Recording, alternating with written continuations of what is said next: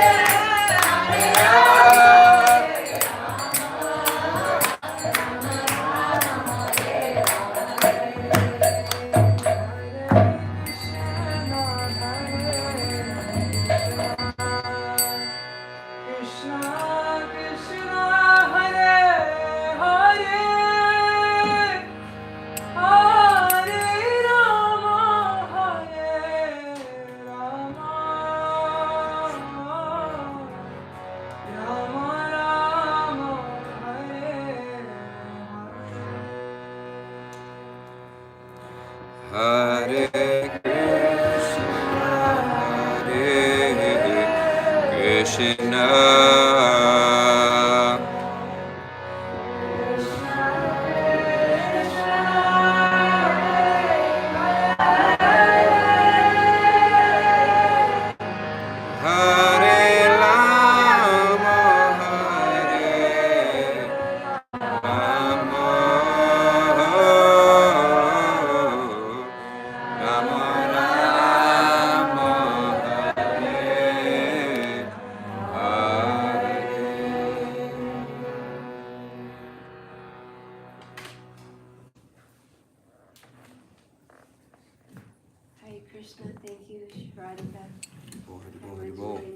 For leading us in Kirtan. And welcome everyone to who has come in.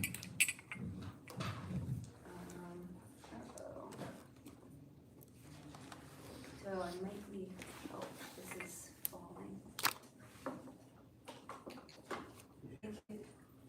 Just hold it? Okay. Thank you for coming to Bhagavat Sravanam, everybody. This is our weekly program for devotees and for everyone, and this happens every single Sunday without fail. I'm speaking today. My name is Champakalata, and I'll be speaking on what makes Krishna happy. So, everybody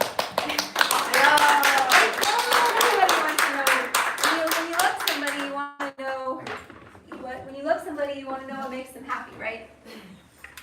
So we're trying to love Krishna here, so we want to figure out what makes Krishna happy. And I'm just going to chant a couple of prayers to start to beg for the blessings of our teachers.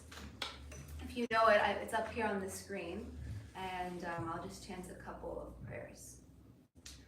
Om Agyanatimirandasya Janandasya Chakshurunmilitam Yena Tasmai Shri Gurave Namaha. Namo Om Vishnu Padaya Krishna Prasaya Bhutale Srimate Bhaktivedanta Swamini Namine Namaste Saraswati Deve Gauravani Pracharine Nirvishesha Shunyavadi Paschatale Shatarine Jai Shri Krishna Chaitanya Prabhu Nityananda Shri Advaita Gadadhara Shri Vasari Gaura Bhakta-vrinda Hare Krishna Krishna Krishna Hare Hare Hare Rama Rama Rama Hare Hare. So I first want to just seek the blessings of everyone who is here. My sincere prayer is that this class can be for my own purification and absorption in the Srimad Bhagavatam, and that it can be a service to all of you to glorify Krishna and to absorb our consciousness and what makes Krishna happy so that we can come closer to him. So we're going to be reading from chapter 15, which is Lord Krishna's description of mystic yoga perfection. So would anybody like to just read this summary, not into text one, just this summary? I can. Please. This chapter describes the 8 primary and 10 minor mystic perfections. They are developed by fixing one's mind in yoga, but they are ultimately obstructions to achieving the spiritual abode of Lord Vishnu. Being questioned by Uddhava, Lord Sri Krishna describes the characteristics of the 18 mystic perfections and the particular kind of meditation by which each is achieved. In conclusion, Krishna states that for one who desires to perform pure devotional service to the personality of Godhead, the achievement of these mystic perfections is a waste of time because they distract from one proper worship.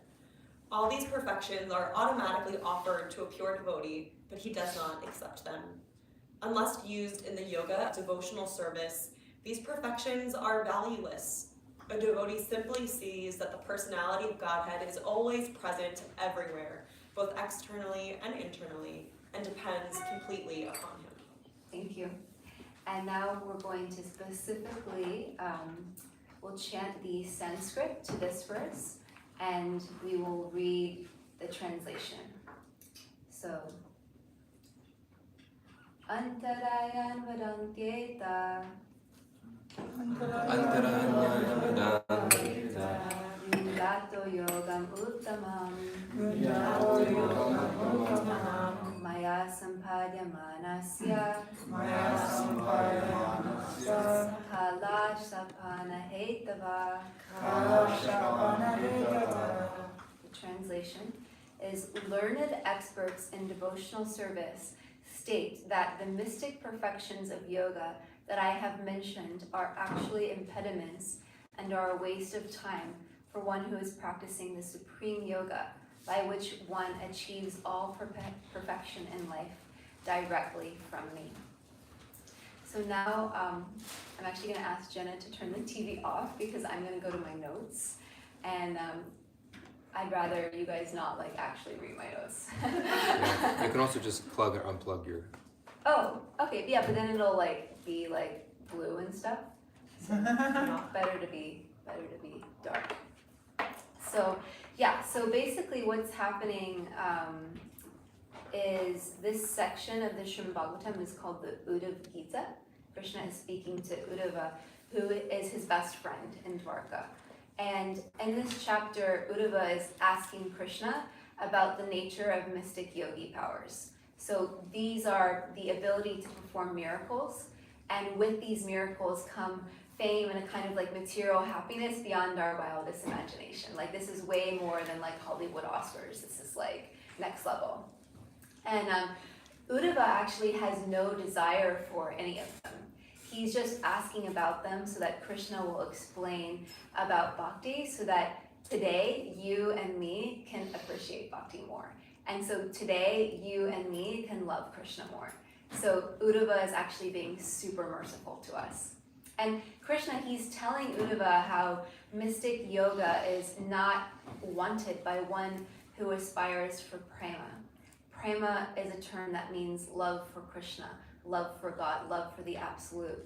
And in verse 33, he's like explicitly explaining how the real perfection and happiness of the living entity is prema.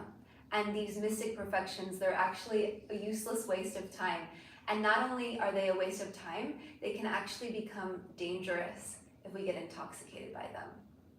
Mystic perfections, they actually give the living entity a sense that they are the controller.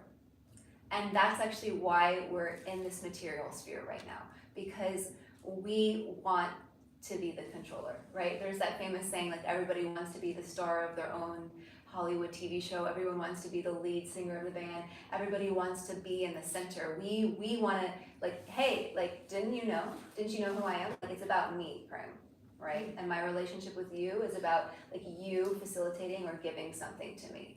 So that's what these mystic perfections give. It's a kind of intoxication. And it's not until we actually recognize that Krishna is the controller and change our mentality from wanting to control others to wanting to serve. Actually realizing that being the controller is lonely and being the controller is not fun.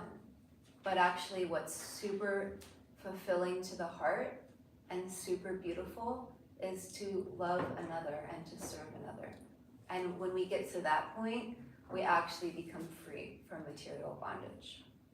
So you might be listening to me right now and you might be thinking, I don't want like mystic powers, right? So we don't want to like become smaller than the smallest. We don't want to become bigger than the biggest, right? Like we're like, yeah, I don't need that. But in our everyday life, have you ever had the experience where you really wish you could read someone else's mind? Yeah, I for sure have. Or control the way that someone else acts, or have the money right now without doing any work for that dream vacation, or to have the perfect partner or job manifest instantly before our eyes, right? Just attract it to yourself. And and to be psychic and to know what's going to happen in the world or know what our destiny is and know for sure that what that astrologer just told me like is for sure going to happen, right? Like those things can be super tempting. So like I wrote down in my notes, real talk.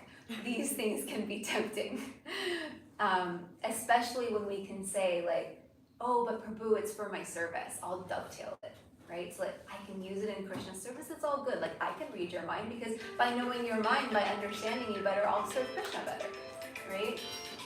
So Rupa Goswami, he's actually written as the basis of the Bhakti Rasamrita Sindhu, which is the book that tells us how to develop this love for God. He says, Anyabhilashita Shunyam, what is true bhakti? It is not just devotion or offering some service or doing some puja or worship or ritual. True bhakti is actually about awakening our heart. That we develop a deep desire to love and please the Supreme Lord, and that there is no desire for material satisfaction, even like elevation to the the higher planets, or even liberation from suffering, salvation. A person doesn't want that. A person simply wants to please the Lord with love, because nothing else makes Krishna happy except love. And when we give Krishna our love, something super amazing happens. We become happy and we become satisfied. And we're no longer hankering after a material thing because we're so filled up inside, we're so nourished ourselves by Krishna's love that we're like, I'm good. Do you ever have the experience of when you feel super needy?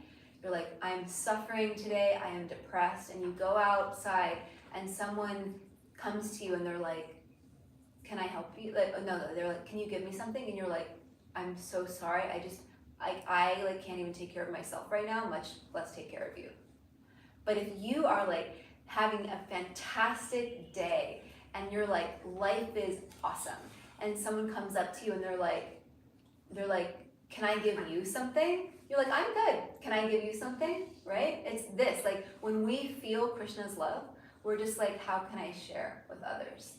So the question is, what can we give Krishna? Like if Krishna is the controller of all controllers and the source of everything and made everything, he's got it all. Like what does he need? He doesn't need anything, but what can we give to him? So there's a story that one time a devotee came to Prabhupada and said, I am going to renounce everything. And he was thinking Prabhupada was going to be like, you're amazing. But Prabhupada just said, well, does everything belong to Krishna? And the person said, yes. And then he said, so then what do you have to renounce? The only thing you have to renounce is the false pride of thinking you have something to renounce.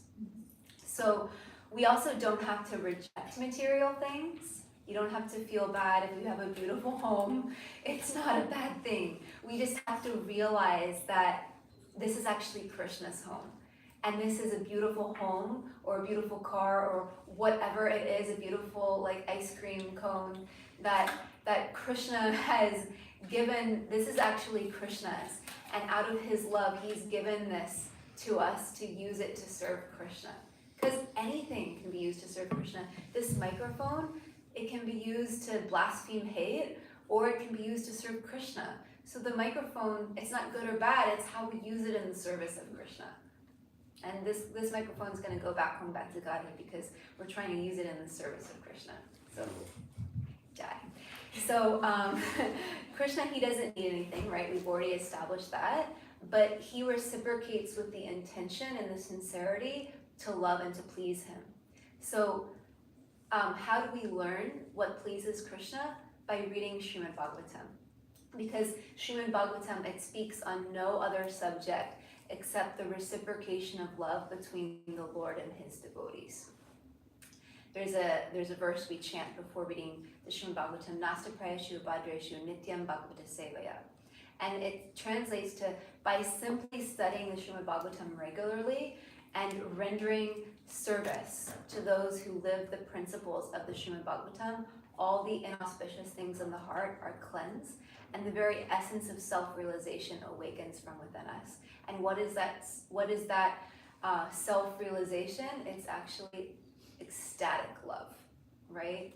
Like everybody, I remember, in high school, all my friends were like, we want to like experience, like, what does like ecstasy feel like? What does this joy feels like? And the real thing is this love. So Lord Chaitanya, he actually prays in his Shikshastakam, Nadanam Najananda Sundarim Kavitam Bhajagadeshikamaye. He's saying that I do not come to you for wealth or fame or prestige or any type of sensual pleasures. I don't even want power over others or even liberation. I just want to serve you and love you unconditionally. And this is actually the essence of all true religion and true spirituality, and is at the heart of our philosophy and bhakti. So the question is, what makes Krishna most happy? To give pleasure to those who are dear to him.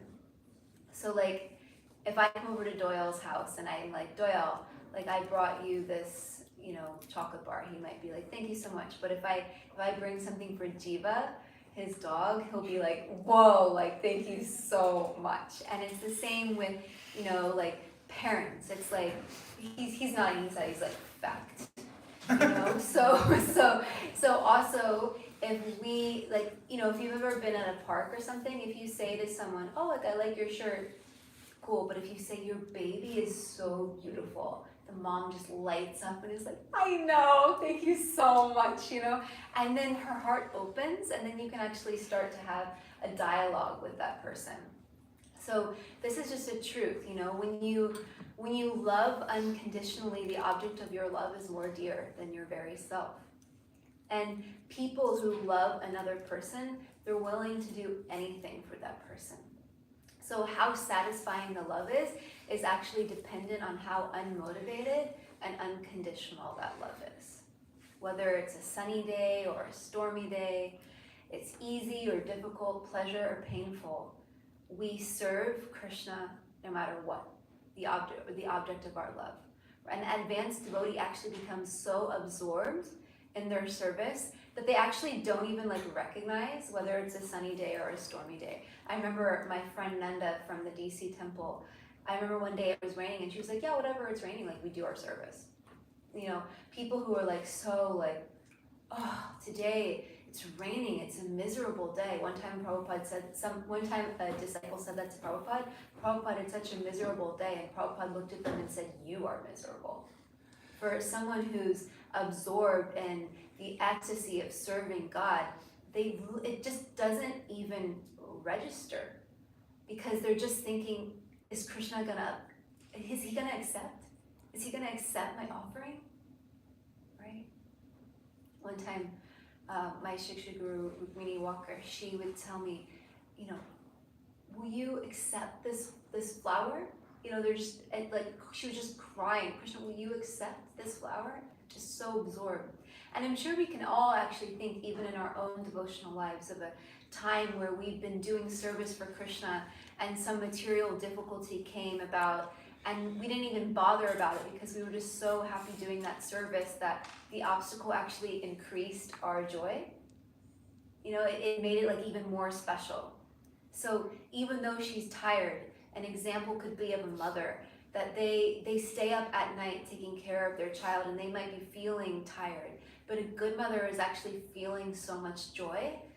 I get to hold my baby. I get to nurture my baby. I get to take care of this person who's dependent on me. So when love is awakened for Krishna, it doesn't just stop at Krishna.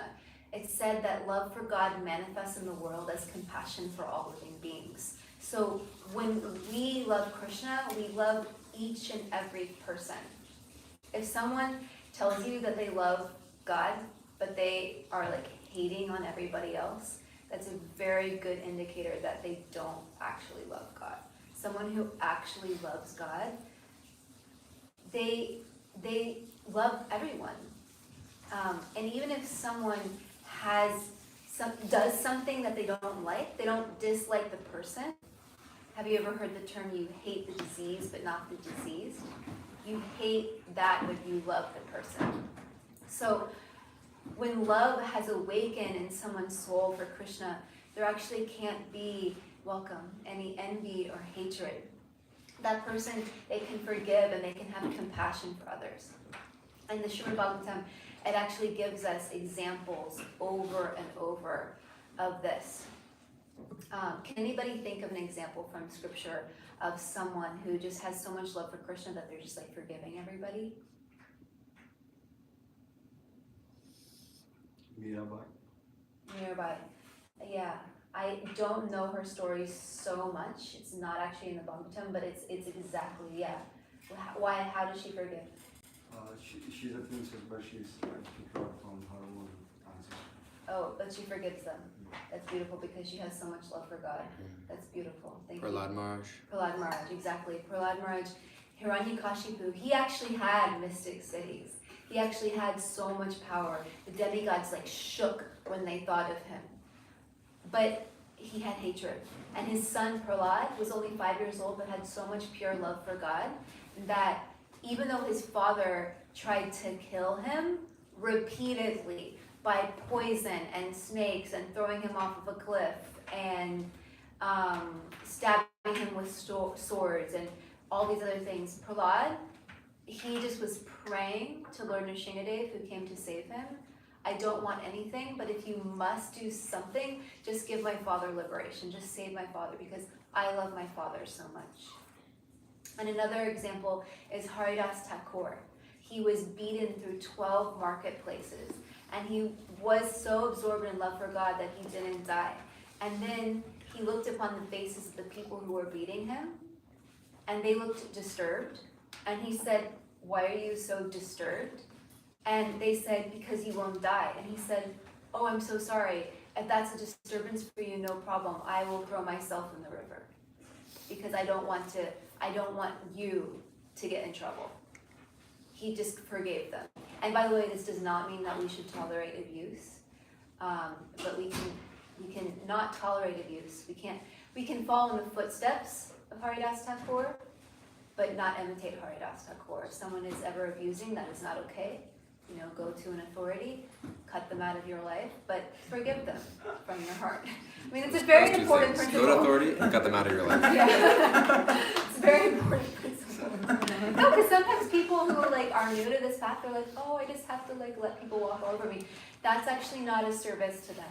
You can serve them by not allowing them, by not giving them a temptation that they can't resist. Bhakti Tirtha Swami discusses that. And one other prayer that Vasudev Dutt gave was, he actually prayed to Lord Chaitanya, "My only desire is let me take on the sinful reactions of every single person in the universe and let them all go back to Godhead, and I'll just stay here suffering." Again, we cannot imitate, but we can appreciate. And we can aspire to develop these qualities. And then is there another example from scripture of someone who sacrificed everything for their service? Can anybody think of an example of that?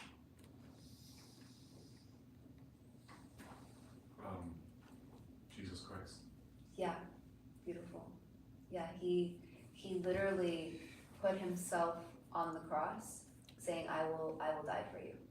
I will die for you to take away your sins." It's a beautiful example. And also from the Srimad Bhagavatam, Jatayu, when Ravana came and stole Sita, he's this old, scrawny little bird, and he was like, "I'm gonna go attack Ravana," who, by the way, Ravana had so many mystic cities, right? But he was obviously not pleasing Ram by stealing his wife. So Jatayu was like, "I'm gonna fight him." He knew he wasn't gonna win, but he wanted to for Ram, and he died. Ravana killed him, but he died in Lord Ram's arms, and Lord Ram was just holding him, crying and sobbing and saying, he literally said, "There is no one more that I could love today than you, Jatayu. You attained the perfection of life because you gave everything for me."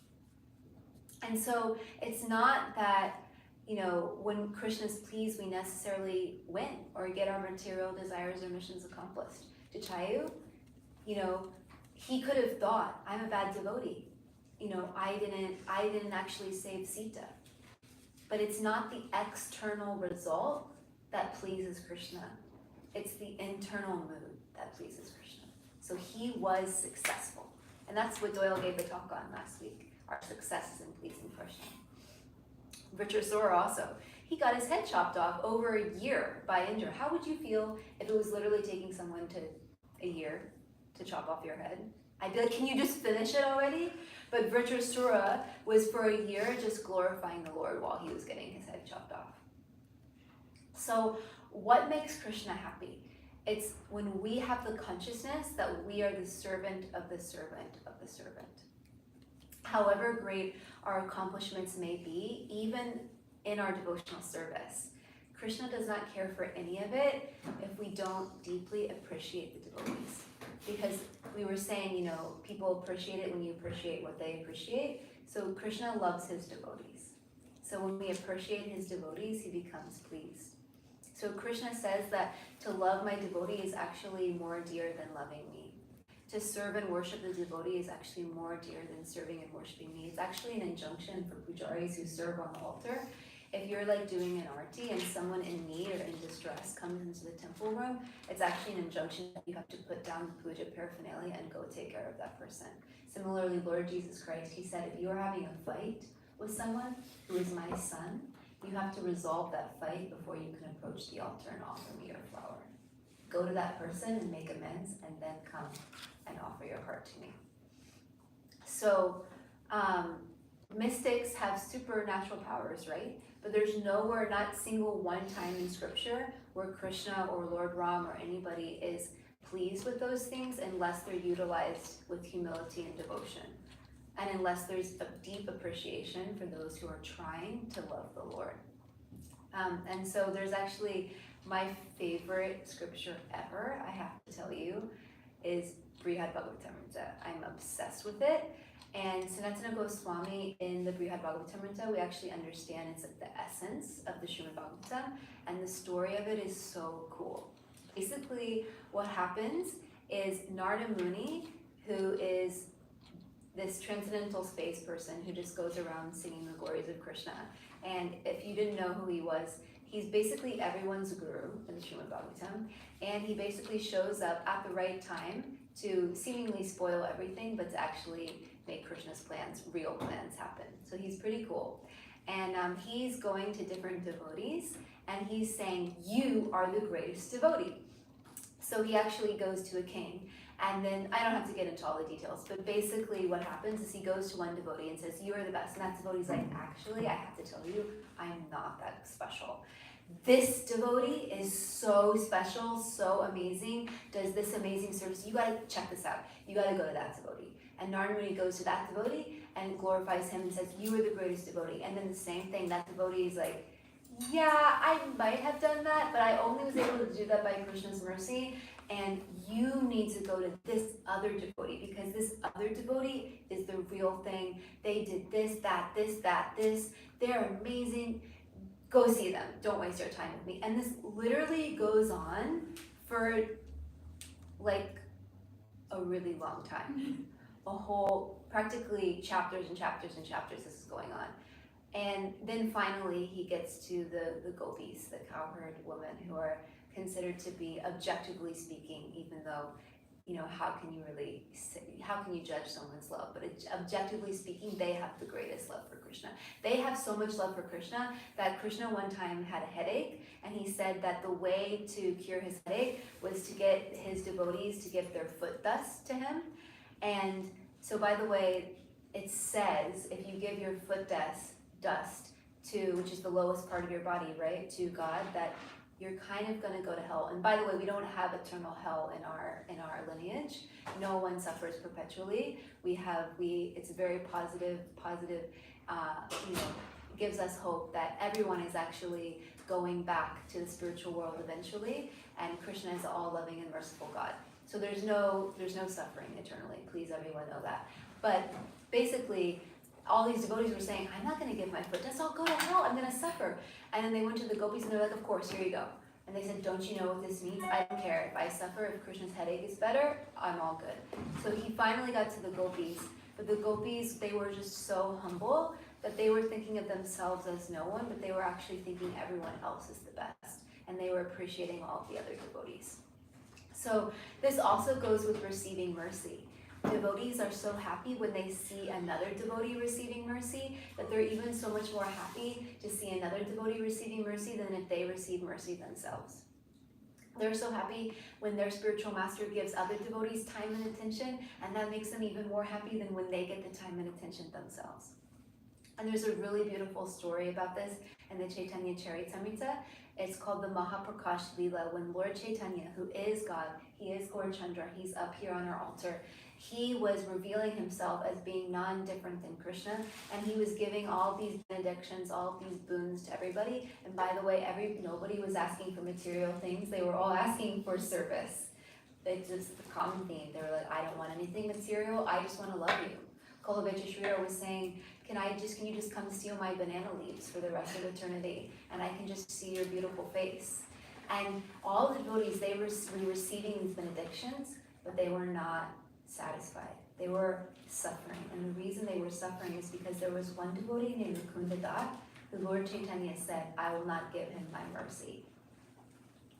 And they were crying, thinking, I will not be happy until I see this other devotee get the mercy. Then they were begging Lord Chaitanya, please give him your mercy, please give him your mercy, please give him your mercy.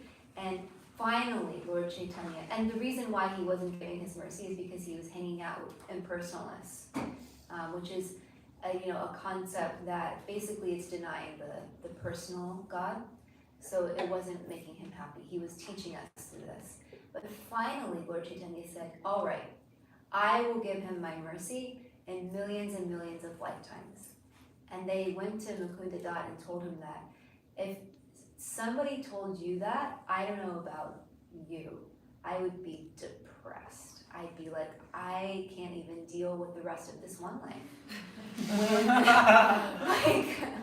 like I don't even know if I can deal with today, can you please give me your mercy right now? But what was his response? He started dancing in ecstasy, thinking, millions of lifetimes I'm going to receive the mercy of Lord Chaitanya. Haribol! And he was dancing and dancing and dancing, and they told Lord Chaitanya this, and Lord Chaitanya said, bring him here now. I will give him my mercy right now. And they went to him and they were like, okay, Lord Chaitanya's bringing it. And he's just, millions of lifetimes. Lord Chaitanya's bringing millions of lifetimes. Lord Chaitanya says now, come now. And so finally he was like, okay, I'm coming now. And Lord Chaitanya gave his mercy. So what does Vaishnava community really mean? Vaishnava community, it really means that it doesn't mean, let's start with what it doesn't mean first. It doesn't mean that we all just sit together. Devotee association isn't just because we're all in the same room together, everything is great. It means to the extent that we are grateful to each other and well-wishers of each other. That is the extent that we have a community. Real community is, I'm not thinking about my needs, I'm thinking about the needs of the community. I'm thinking about the needs of others, and I'm willing to sacrifice for those relationships.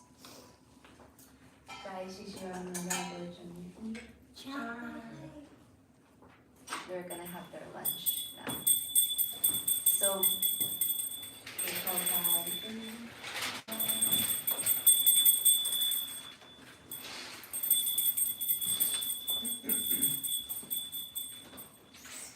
one time we were in a festival at the DC temple, and there was something called an Abhisheka going on, where we bathed Krishna in water and milk and honey and yogurt and all these things. And my Shiksha Guru, she leaned over to me and whispered, isn't this a cool way to worship God? Bathing him with all different kinds of cool stuff. you know? Like, isn't it so cool cool way to worship God, like to feed him lunch? So personal. So, yeah, about community. This principle of para dukkha dukkhi, another person's suffering is actually my suffering. Another person's happiness is actually my happiness. And Srila Prabhupada he actually said that this is a Vedic injunction, and it's the basis of Vaishnava culture. Let every being be happy. There's a Loka samasta sukhino bhavantu. I learned this when I was a yoga teacher before I became a devotee. May all beings everywhere be happy and free. And that was like, I went to a yoga studio called Jivamukti, and it was our meditation like all day, every day. Because they just drilled that principle into us. And this is actually a Vaishnava principle. So one time someone asked Radhanath Swami, well, if someone else's suffering is my suffering, and there's so much suffering in the world, doesn't that mean that devotees were just going to be depressed and suffering all the time? Like, that's not very happy. And Radhanath Swami said that it's not like that, actually. That when we see, when we are so full with love for Krishna, and we see each and every one of us as part and parcel of Krishna, that we're not the body, we're the soul, and the soul is part and parcel of Krishna and is beloved by Krishna, then we see everything in connection with Krishna, and even our caring about another person becomes a form of spiritual ecstasy, because it's in relationship with Krishna, and everything in relationship with Krishna is all good. And I'll share two quick stories about this. One story is from the journey home. Radhanath Swami, he was hanging out with we don't hang out with saints, but he was with these saintly personalities, and they were actually listening to the news because there was a war between Nepal and India, and they were like crying, thinking about this, deeply feeling the suffering of others. And then they turned off the radio and they started doing ecstatic kirtan and dancing. And Radha Swami was like, wait a minute, it seems like this connection. And then he realized actually it's the real connection, because they were both simultaneously able to feel for the suffering of others, but then they were also able to see everything in perspective of Krishna consciousness, that actually this is temporary and this is on the material level, and everything is all good on the spiritual level, because Krishna is God and he's amazing and we can glorify him, and everything is in connection with him and he is all good, so everything that's happening is ultimately meant to bring us back to him. And another, I can share a personal story from my own life when I really had this realization. My dad, he has Parkinson's disease, and before I tried to become a devotee, came to Krishna consciousness, I would always feel like really, really sad when my dad would tell me about his suffering. Like, it would make me like really, really, really sad. And I remember one day, I was living in the DC temple, and I had been at the whole morning program, so I had spent the whole morning, welcome, thank you for being here. I had spent the whole morning chanting and dancing, and then I came back to the ashram, and I was really feeling Krishna's presence. I was really feeling Krishna's love in my heart. And I called my dad and I said, hey Dad, how are you? And he said, oh, I'm not doing good, I'm having this problem, that problem, that problem. And something happened where I started feeling like compassion for him, but it was like ecstasy. And I'm thinking to myself, wait a minute, what is wrong? And then I realized I'm seeing that my dad's not the body, and that he's so dear to Krishna, and that his suffering of Parkinson's disease is actually temporary, and that Krishna's gonna take care of his soul forever, and that was making me so happy. So that's actually what real compassion is when it's connected to what is best for this person's mind, body, but also not forgetting what's best for their soul. If someone is drowning and you save their clothes but leave them naked to drown, have you helped the person? No. We are wearing these bodies, this is our clothing, but our soul is our true self. So, yeah, the supreme of all perfections is to serve those who love the Lord, to serve those who are even having the intent to love the Lord. So Prabhupada gives the example if someone's in the shower and they're super dirty, do you yell at them and say, Yadanak, you're so dirty, figure it out, do something. No, I say he's in the shower, he might be dirty, he might have just been playing with the cows, but he's, right? You do that regularly in New York City. I one time told Sunanath Prabhu, and I was dead serious. We were talking about cow protection. I go, Sunanath Prabhu, I know what we need to do. He was like, what, Champa? We said, we should get a cow and have it on the roof of Bhakti Center. And people can come to Bhakti Center and like pet the cow. And he was like, get out of here, you're ridiculous. So, but if you're in the shower, you're becoming clean. So I appreciate when we see other people who they might be full of faults, they might do things that we disagree with, they might make many mistakes, but if we realize that this is a soul who's been in the material universe for millions and millions of lifetimes, and now they have the human form of life and they're trying to be a devotee, we can just appreciate them so deeply, and we don't blame them for their faults because we focus on the good. We focus on the good. One time we were in the ashram in DC, and my friend, who has a tendency to focus on the negative, was saying, all the darkness in our society and in our spiritual society. And my other friend, and that friend isn't so happy a lot of the time. And my other friend, who is very happy, said, but we focus on the good. We focus on the good. So, when we serve those who are even having the intent to serve the Lord, that service to the devotees is actually the root of the creeper of prem and what makes Krishna happy. And when we have gratitude for what true Prabhupada has given us, that is what is the fertile soil for the creeper of bhakti to grow. So that's what makes me happy. Last thing I'll say is don't be discouraged, because we may be very far away from these ideals, and we might get down on ourselves and think, I'll never actually be a devotee. I know I feel like that, but I remind myself that it's very simple actually. We don't have to make it complicated. If we simply hold valuable these ideals and try according to our little tiny capacity to live by these ideals, then kripa, or the realization and perfection of them, are given to us. And what's impossible to achieve is given to us if this is what we hold dear. And Krishna, he doesn't look at the amount that we give, he looks at, are we trying to our capacity? There was one time when they were building the bridge to Sri Lanka, and there was all these really big monkeys building a bridge to go save Sita Devi. And then they were lifting these like huge boulders. And then there was this tiny little, I forget if it was a spider or a squirrel.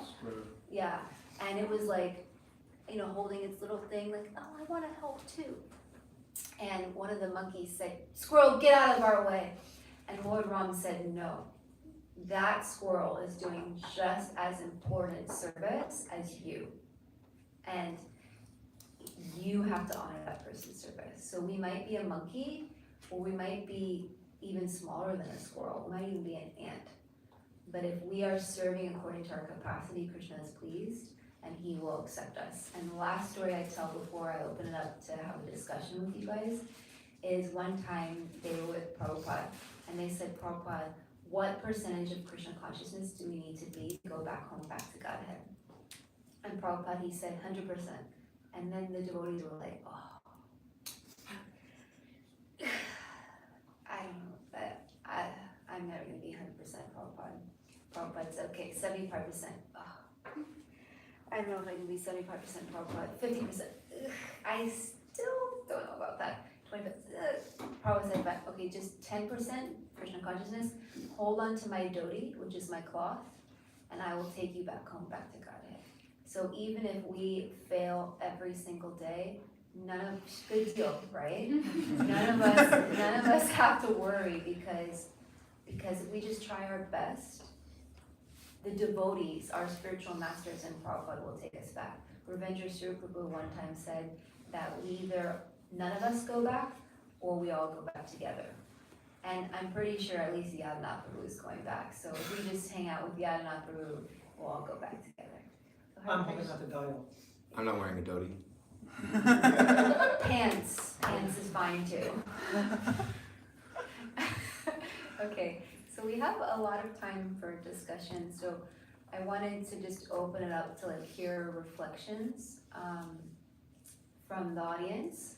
What stood out to you from this discussion, and if you have any realizations from your own life, it's really inspiring when you hear from people's personal lives, and if you have any questions.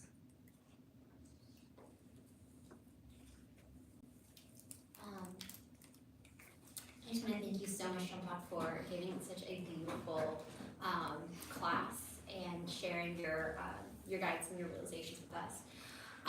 One of the things we mentioned, we think of the term ecstasy, and we usually associate it with the best feelings and feeling so good. But when you look at its actual etymology from ancient Greek, it's a combination of two words, ex and stasis, and it actually means to stand outside of yourself. Wow.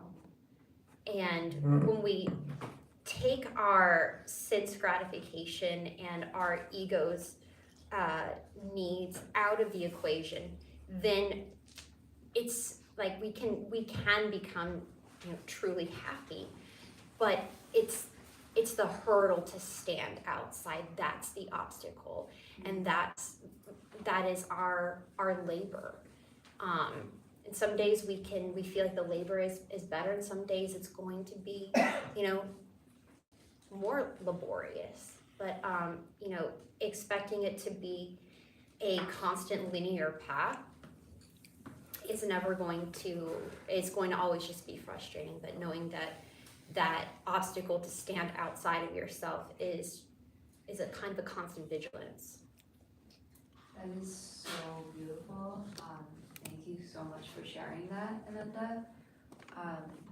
They say that the moment, we're always trying to be happy, right? Everybody in this material world, what are we doing from the second we wake up in the morning? We're trying to be happy, but that we actually become happy when we stop trying to be happy.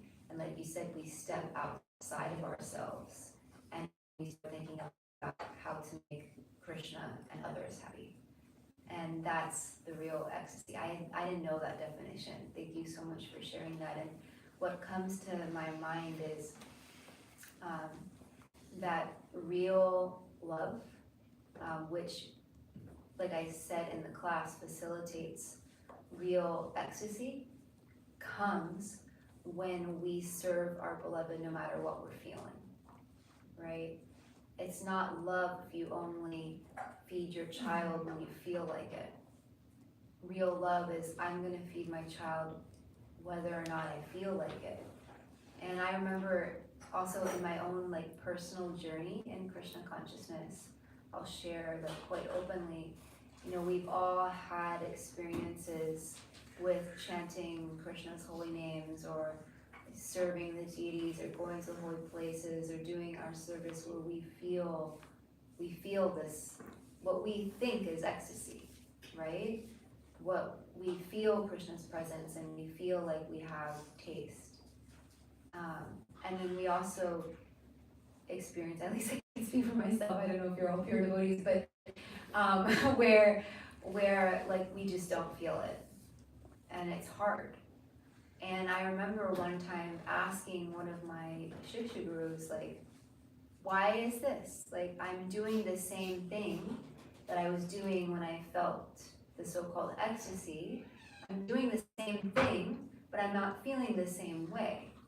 And the answer was that this is very good, that this is actually an opportunity for you to go much, much deeper in your Krishna consciousness and advance, because Krishna is testing you. Do you only practice Krishna consciousness when it feels good, or do you do it all the time? And then when you make that sacrifice for Krishna, he'll give you in due course of time. This doesn't happen overnight. We have to be patient. But in due course of time, Krishna will give you the real thing. She said, you know, whether I feel like it or not, I'll still offer you my flower.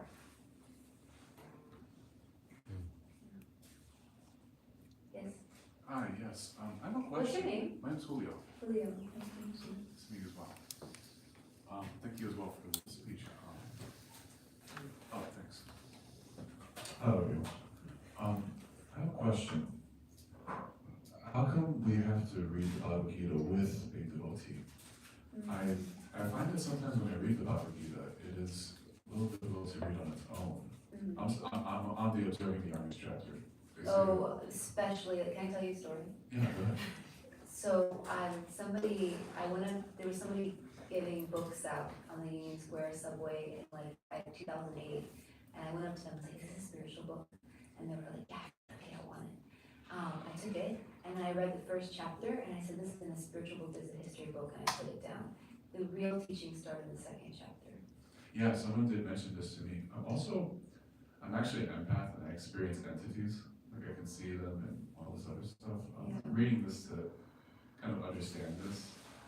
I've actually been misdiagnosed with schizophrenia because people have confused me as a spiritualist to have that. So I came here today because Krishna wants me to call a lawyer. And yeah, that's the honest truth.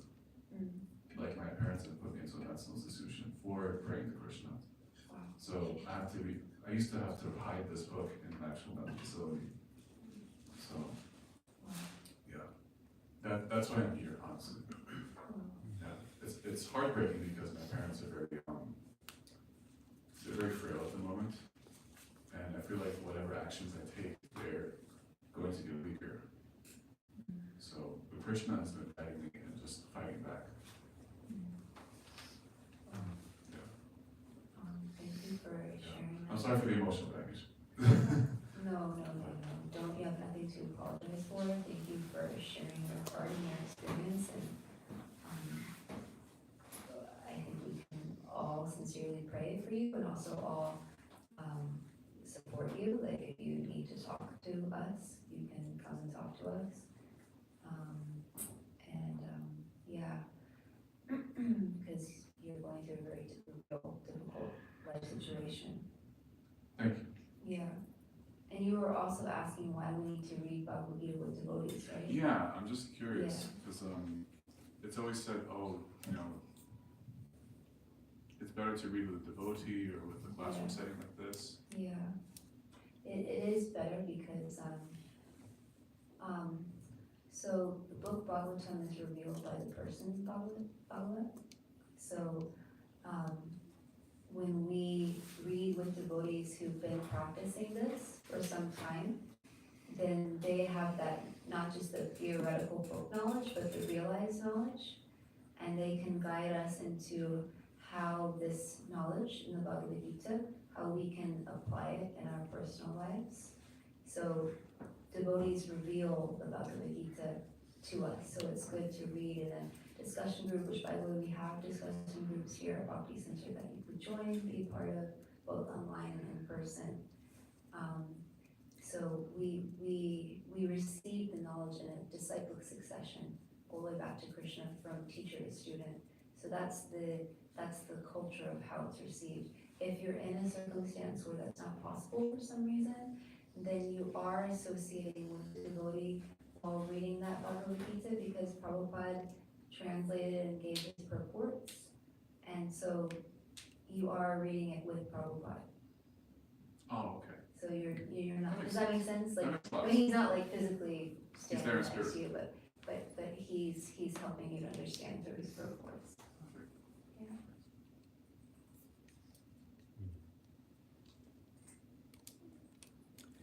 Perfect. I was also really appreciating when you're giving examples of devotees sacrificing everything for Krishna. And Prabhupada's story of one devotee saying, "I want to renounce everything," and Prabhupada saying, "Well, does everything belong to Krishna?" Because I think that for me, when I think about that, it goes with things that like I have that I feel like I need to give up, and also things that like we would like to have.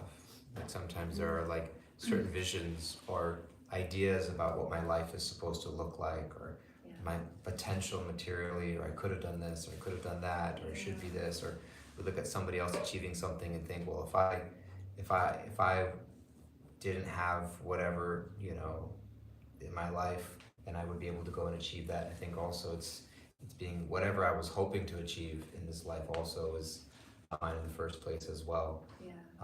And so, because I think there's the things that I have, and also there's the things that I think I'm supposed to have, and giving up the idea of that as well, renouncing that also, so that I can actually let Krishna direct my life to where it's supposed to be, and otherwise I find myself missing what's right in front of me because I'm so busy looking out at what I think it's supposed to be.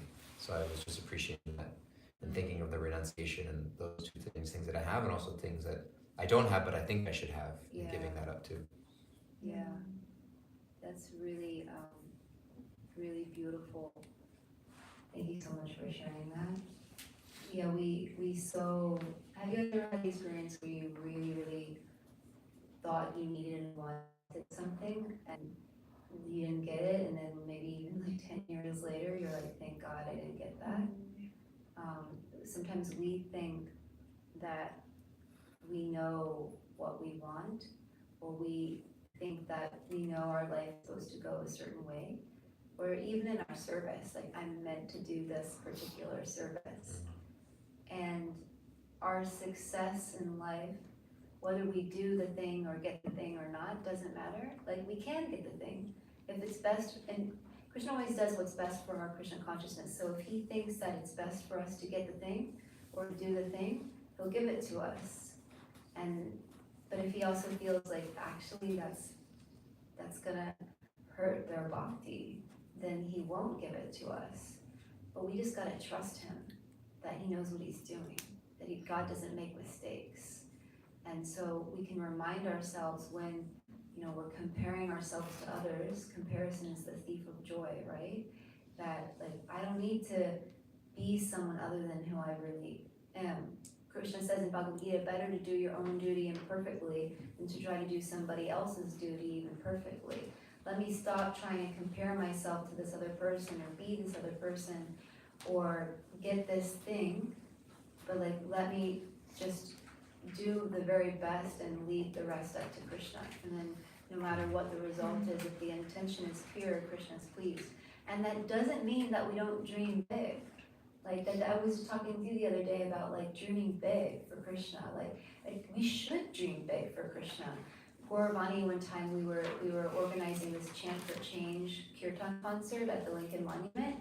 And he was like, yeah, some devotees, they say to me, why are you doing this big thing? Like, you know, that's for like famous people. He was like, Krishna's the most famous. Krishna should have the best thing. You know, we should be thinking big for Krishna. We should have goals. We should go for our goals. We should give our everything to achieve our goals for Krishna. But then we don't have to worry because whatever the result is, success or failure, pleasure or pain, honor or dishonor, if we tried our best, Krishna's pleased. Would you add anything? No, I was just thinking because you were saying having to trust Krishna, and I was thinking that's also a really tall order, to trust Krishna. I was like, what if I don't trust? I'm not sure. But even in the times where I don't always trust Krishna, I know that when you say I trust Krishna, he's got this. Like I know that I don't. Yeah. And so at least like I can at least, even if I'm struggling to trust Krishna, I could admit to myself that it's not that I know what's best. Yeah. or that I can let go of the idea or assume that I know exactly how everything should be. And so like you were saying, like that controlling aspect of letting go of that controlling, or at least I think, you know, starting to, it's like in the 12 steps, before you even admit that there's a God who can help you out, it's admitting your own powerlessness. Like at first admitting that I don't know, I don't have it under control. Yeah. And letting that go, and then allowing that to be a gateway towards starting to trust Krishna by Yeah. first letting go of the idea that I have it all figured out. Yeah. Yeah. That's like, that was actually the qualification that Arjuna had to hear Bhagavad Gita. When he was thinking he had the answer, that he was gonna go hide out and not fight. You know, Krishna didn't start speaking the Bhagavad Gita to him until he was like, Krishna, I don't know what to do. I'm turning to you for guidance, please instruct me. And when he humbled himself and took shelter, that's when Krishna spoke the Bhagavad Gita to him. And that's why we have, our tradition is so beautiful, because that's why we have each other, and that's why we have gurus and mentors, like, so that we can go to them and be like, hey, I don't know what to do, help me, you know? And also for me, it's helpful to remind myself of like the way that Krishna's shown up in my life in the past, because then that gives me faith that Krishna's gonna keep doing that in the present and the future. Like, I'll give you guys an example. My childhood, I wanted to be a dancer. And then, you know, spiritual search and all these things stopped dancing. And at one point in my life, like, my entire identity was, I'm a dancer. You know, it was like, goal of life, be an Alvin. And I had an experience of, actually, right after I moved here to Bhakti Center, Jamuna Jaya bought Jai Jagannath and I tickets to go see Alvin Ailey. And we went together, and I was in the audience, and both of us had the exact same reaction. Nothing wrong with Alvin Ailey. Alvin Ailey is a great company, love him to death. But we both personally had the reaction, thank God we didn't become a dancer, because Krishna has made our life so much more amazing than we could have ever imagined by coming to Krishna consciousness. So at that time, you know, it's like, we get so absorbed in our life and we think it's like the all and everything, but Prabhupada says it's actually a dot on the line of eternity, and Krishna, he sees the big picture. So we can never, you know, like sometimes we try to think, why is this happening, or we try to analyze everything, but like Radhanath Swami told me recently, like, stop trying to analyze. Like, you don't need to know why. You just focus on becoming Krishna conscious. And don't worry.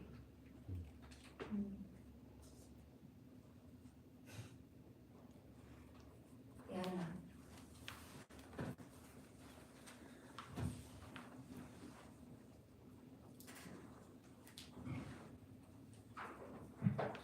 Thank you so much for those speeches, this is great. I think a lot of what you said resonated in terms of, living life as if, that and loving people around you, because they're all manifestations of Krishna in many ways. The examples you gave of the saint who asked, beat me more, or let me remove that discomfort, because I don't want to get in the way of you feeling that discomfort or feeling comfort.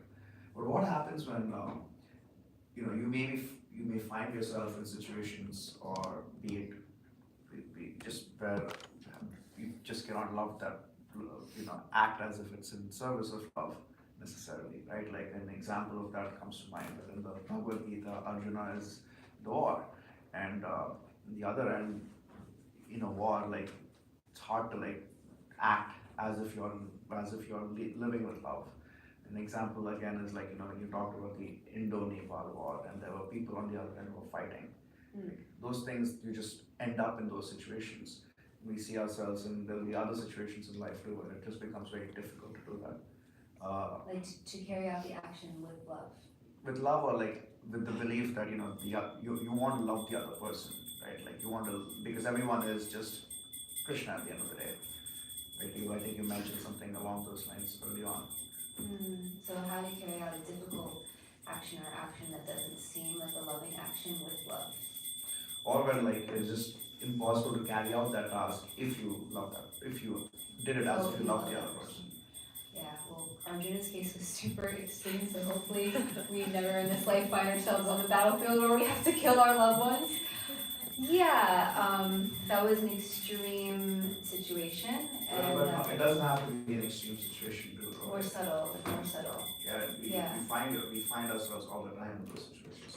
As you work, as you're in the corporation, right? Like as you may have friends who get let go, and you have to be the person to let go of Oh, them. Like, yeah. It manifests itself in so many different ways. Oh yeah, yeah. Or like if you're in management and you have to like correct someone. Yeah, yeah. I have to do that sometimes. It's really, really hard. Yeah, you do it. You try to do it with as much love as possible, and you do it as an offering to Krishna. You know, even if it's hard. But make sure you don't do something, you know, bad or do something that like you shouldn't be doing, you know. This is only if we really, really have to do something subtle, like let someone, like fire someone from their job. Yeah. Does that answer your question? Sure, yeah. Okay. But like, We have to We have get to Arti. have the Oh, Arti no. now, yeah, sorry. Srila Prabhupada ki Jai. We're gonna have Arti now with my friend, and we'll have Arti.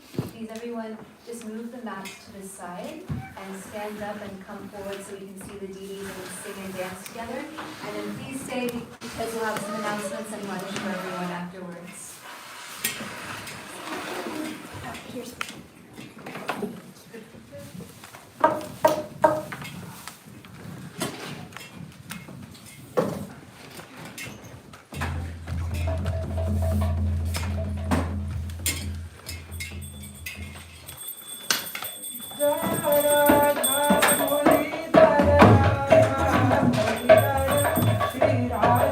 Jaya Radha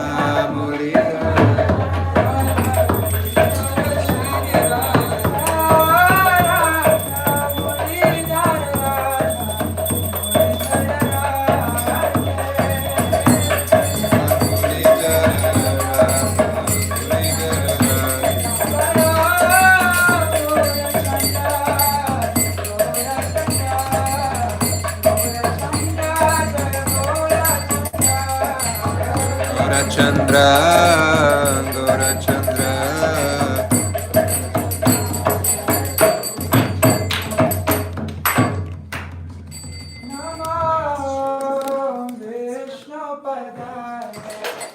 Krishna Prasaya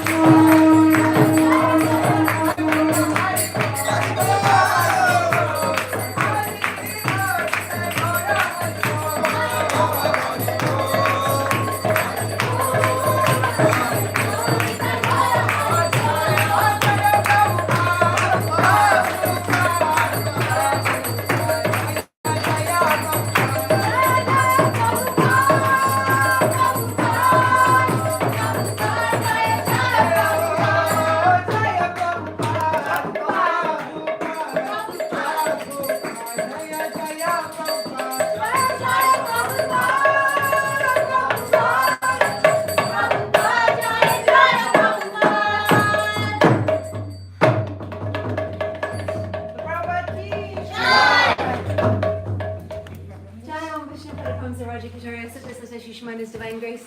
A.C. Bhaktivedanta Swami Srila Prabhupada ki jai. ISKCON founder Srila Prabhupada ki jai. Commentary Srila Haridas Thakur ki jai. Prem se Gaho Shri Krishna Chaitanya Prabhu Nityananda Shri Advaita Gadadara Shri Sari Gaura Bhaktivinoda ki jai.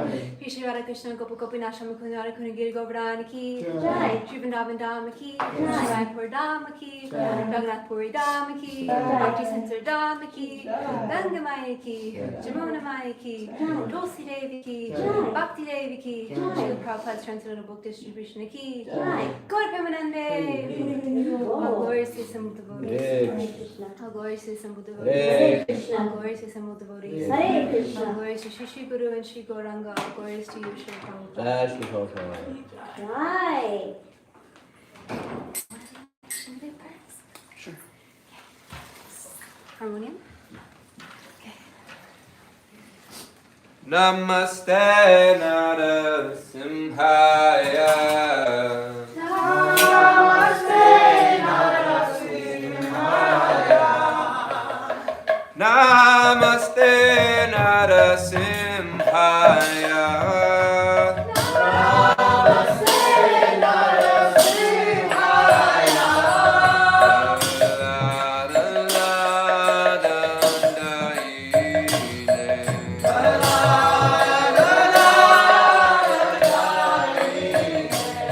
Hiranyakashipurvakshaha.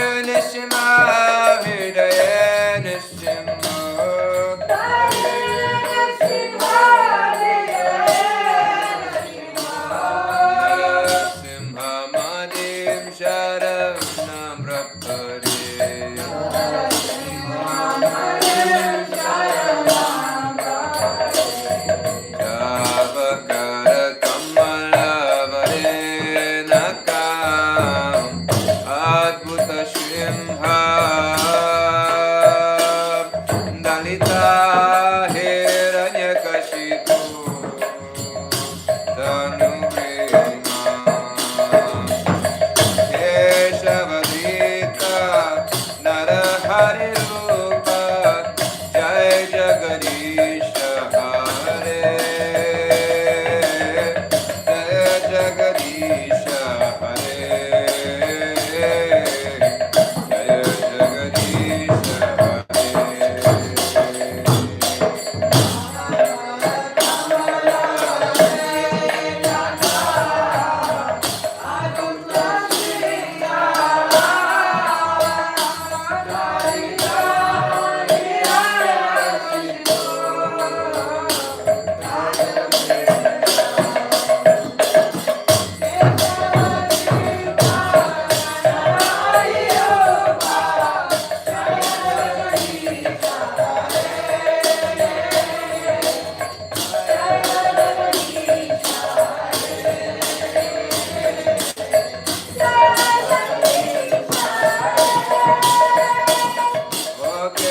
Keshavadita Narahari Rupa Jai Jagadisha Hare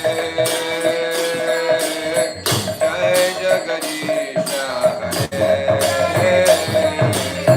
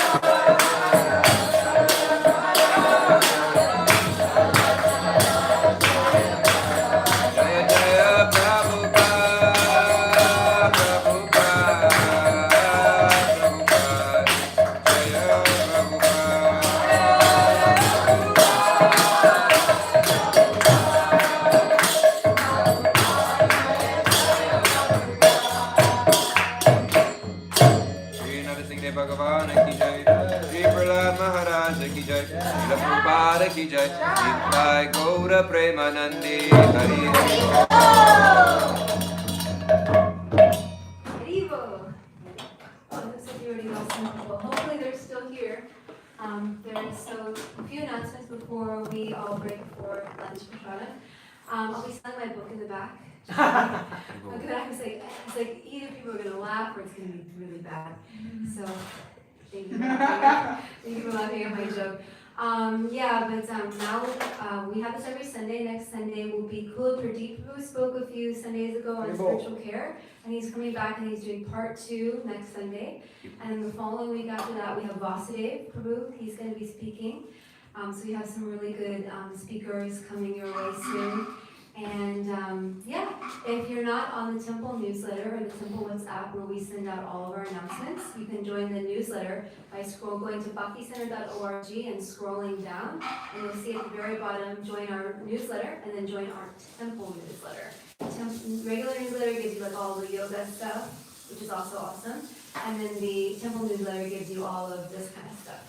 And then if you want to be on our WhatsApp, I can also add you to our WhatsApp group, just let me know. If you have any questions about anything, just come and let me know. We're here to serve you. And that's really all that I have for today. And there will be a beautiful feast for you all in the back. Please come back again soon. Hare Krishna. Hare Krishna.